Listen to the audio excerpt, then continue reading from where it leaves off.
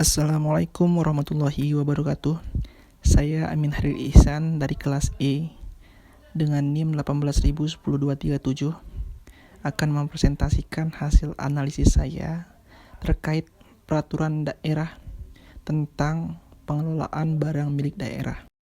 Pada slide awal, kita akan membahas tentang terkait barang milik daerah itu seperti apa atau apa itu barang milik daerah. Dalam penyelenggaraan pemerintah, negara atau daerah, aset ini merupakan salah satu unsur penting yang harus dikelola dengan baik dengan tujuan untuk menunjang kegiatan operasional pemerintah. Pengertian aset di sini mengacu pada pendapat Hasbi, Martoyono, dan Haryono 2013.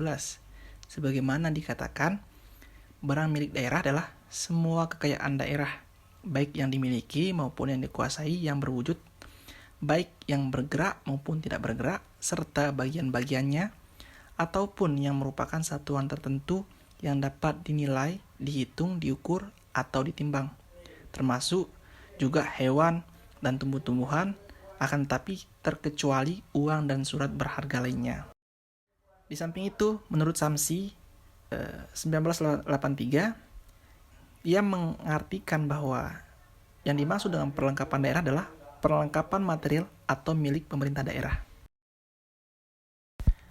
Adapun bentuk pengelolaan dan ruang lingkup dari barang milik daerah ini, di antaranya yaitu pejabat pengelola, perencanaan, penganggaran dan kebutuhan, pengadaan, penggunaan, pemanfaatan, pengamanan dan pemeliharaan, penilaian, pemindah tanganan, pemusnahan, penghapusan, penatausahaan, pembinaan, pengawasan, dan pengendalian, serta ganti rugi dan sanksi.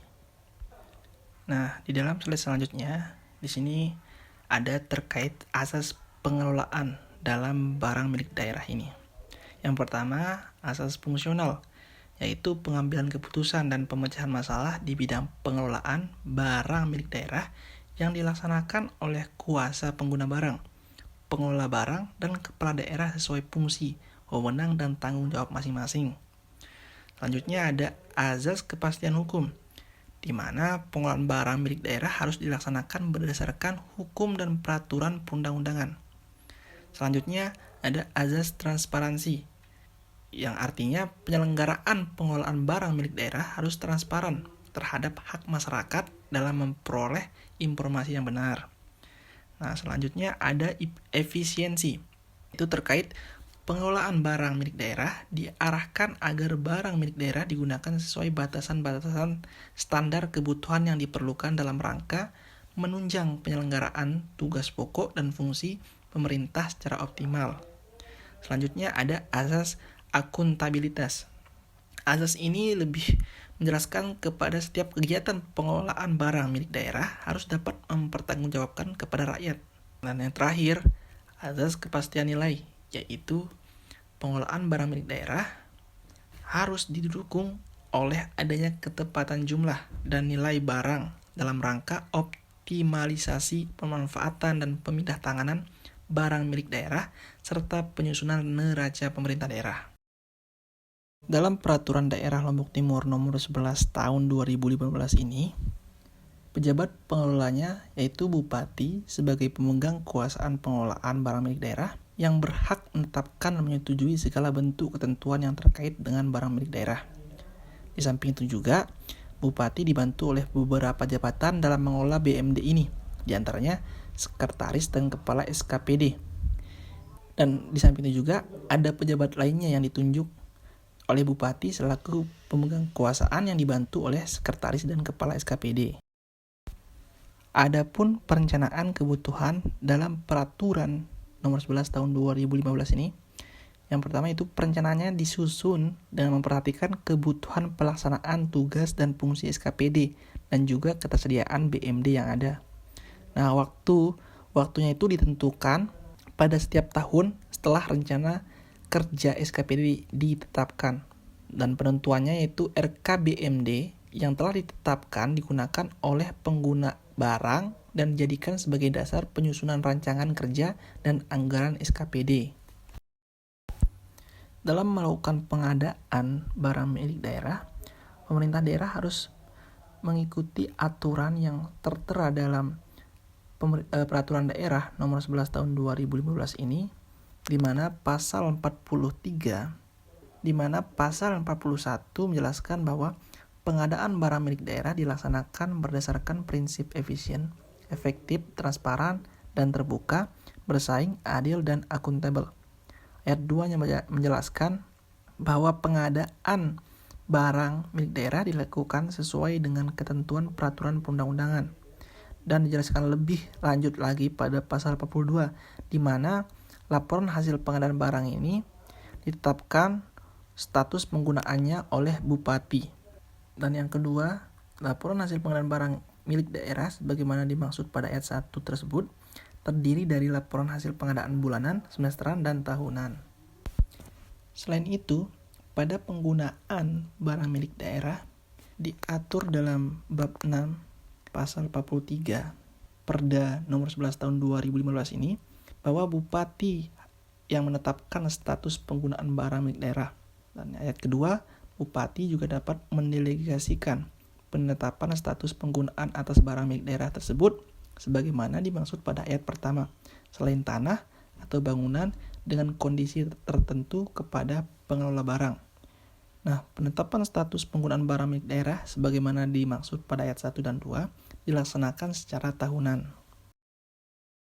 Pada pemanfaatannya, barang milik daerah ini diatur juga dalam bab 7 pasal 78, yaitu pemanfaatan barang milik daerah dilaksanakan oleh pengelola barang dengan persetujuan bupati untuk barang milik daerah yang berada dalam penguasaan pengelolaan barang. Dan penggunaan barang dengan persetujuan pengelola barang untuk barang milik daerah berupa sebagian tanah dan atau penggunaan bangunan yang masih digunakan oleh pengguna barang dan selain tanah dan atau bangunan. Ayat 2 menjelaskan bahwa pemanfaatan barang milik daerah dilaksanakan berdasarkan pertimbangan teknis dengan memperhatikan kepentingan daerah dan kepentingan umum, tidak mementingkan kepentingan pribadi. Dan ayat ketiga menjelaskan bahwa pemanfaatan barang milik daerah dapat dilakukan sepanjang tidak mengganggu pelaksanaan tugas dan fungsi penyelenggaraan pemerintah daerah. Dan ayat 4 menjelaskan bahwa pemanfaatan barang milik daerah dilakukan tanpa memerlukan persetujuan DPRD. Pemanfaatan ini juga dijelaskan pada pasal 80, yaitu tentang barang milik daerah yang menjadi objek pemanfaatan dilarang dijaminkan atau digadaikan. Dan juga barang milik daerah yang merupakan objek retribusi daerah tidak dapat dikenakan sebagai objek pemanfaatan barang milik daerah. Lalu kemudian di pasal 81 dijelaskan bentuk-bentuk dalam pemanfaatan barang milik daerah ini. Yang pertama yaitu ada sewa, pinjam pakai, kerjasama pemanfaatan, bangun guna serah, serta kerjasama penyediaan infrastruktur.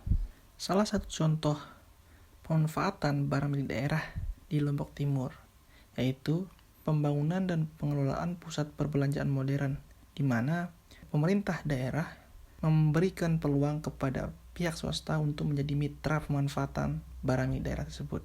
Dan peruntukan objek kerjasamanya yaitu dalam rangka pembangunan dan pengelolaan pusat perbelanjaan modern, di mana bentuk kerjasamanya bangunan guna serah, yaitu pemanfaatan barang milik daerah berupa tanah oleh pihak lain dengan cara mendirikan bangunan dan atau sarana berikut fasilitasnya, kemudian didayagunakan oleh pihak lain tersebut dalam jangka waktu tertentu yang telah disepakati, untuk selanjutnya diserahkan kembali tanah beserta bangunan dan atau sarana berikut fasilitasnya setelah berakhir jangka waktu. Nah, jangka waktu kerjasama ini yaitu selama 30 tahun sejak penandatanganan perjanjian BGS sesuai ketentuan peraturan perundang-undangan yang berlaku. Jangka waktu tersebut sudah termasuk jangka waktu pembangunan dan operasional. Dalam peraturan daerah Lombok Timur nomor 11 tahun 2015 ini, pada bab 8 dijelaskan tentang pengamanan dan pemeliharaan, di mana pasal 296 pengelolaan barang, pengguna barang, dan atau kuasa pengguna barang wajib melakukan pengamanan barang milik daerah yang berada dalam penguasaannya, Ayat kedua menjelaskan pengamanan barang milik daerah sebagaimana dimaksud pada ayat 1 meliputi fisik, administrasi, dan hukum. Nah, pada pasal 297 jelaskan lebih lanjut bahwa bukti kepemilikan barang milik daerah wajib disimpan dengan tertib dan aman. Penyimpanan bukti kepemilikan barang milik daerah ini dilakukan oleh pengelola barang, di mana pada pasal 298 dijelaskan bahwa kebijakan asuransi atau pertanggungan dalam rangka pengamanan barang milik daerah tertentu dengan mempertimbangkan kemampuan keuangan daerah. Lalu jika barang milik daerah ini berupa tanah, tata cara pengamanannya itu dijelaskan pada pasal 299, di mana pengamanan fisik tanah dilakukan dengan antara lain memasang tanda letak tanah dengan membangun pagar batas, memasang tanda kepemilikan tanah, dan melakukan penjagaan. Ayat 2 menjelaskan pengamanan fisik sebagaimana dimaksud pada ayat 1 dilaksanakan dengan mempertimbangkan kemampuan keuangan pemerintah daerah dan kondisi atau letak tanah yang bersangkutan. Dan dijelaskan lebih lanjut lagi pada pasal 298 di mana bupati dapat menetapkan kebijakan asuransi atau pertanggungan dalam rangka pengamanan barang milik daerah tertentu dengan mempertimbangkan kemampuan keuangan daerah. Kita ketahui bahwa setiap barang milik daerah ini memiliki nilai yang berbeda-beda. Oleh karena itu, di dalam peraturan nomor 11 tahun 2015 ini dijelaskan tentang penilaian terkait barang milik daerah. Di antaranya pada pasal 325 ayat 1, penilaian barang milik daerah dilakukan dalam rangka penyusunan neraca pemerintah daerah, pemanfaatan, atau pemindah tanganan. Ayat 2 menjelaskan penilaian barang milik daerah sebagaimana dimaksud pada ayat 1 dikecualikan untuk pemanfaatan dalam bentuk pinjam pakai dan pemindah tanganan dalam bentuk hibah. Penetapan nilai barang milik daerah dalam rangka penyusunan neraca pemerintah daerah dilakukan dengan berpedoman pada standar akuntansi pemerintah atau SAP. Dan selanjutnya, biaya yang diperlukan dalam rangka penilaian ini dibebankan pada APBD. Pada pelaksanaannya, jika penilaian barang ini berupa tanah atau bangunan, maka akan dilakukan oleh penilai pemerintah atau penilai publik yang ditetapkan oleh bupati. Nah, penilaian barang milik daerah sebagaimana dimaksud pada ayat 1 tersebut dilaksanakan untuk mendapatkan nilai wajar sesuai dengan ketentuan peraturan perundang-undangan, di mana nilai wajar sebagaimana dimaksud tersebut diperoleh dari hasil penilaian menjadi tanggung jawab penilai, dan hasil penilaian barang milik daerah sebagaimana dimaksud ditetapkan oleh bupati. Pada bab 10 di dalam peraturan daerah Lombok Timur nomor 11 tahun 2015 ini dijelaskan tentang pemindah tanganan, dan pada pasal 329 ayat 1, barang milik daerah yang tidak diperlukan bagi penyelenggaraan tugas pemerintahan daerah dapat dipindah tangankan. Dan ayat 2 menjelaskan bentuk pemindah tanganan barang milik daerah meliputi penjualan, tukar-menukar, hibah, atau penyertaan modal pemerintah daerah. Nah, selanjutnya pada pasal 331, pemindah tanganan barang milik daerah yang dilakukan setelah mendapatkan persetujuan DPRD, yaitu ketika barang tersebut berupa tanah atau bangunan, atau selain tanah dan bangunan, tetapi bernilai lebih dari 5 miliar rupiah. Dan sekian, hanya ini yang bisa saya analisis atau saya jelaskan. Terima kasih. Assalamualaikum warahmatullahi wabarakatuh.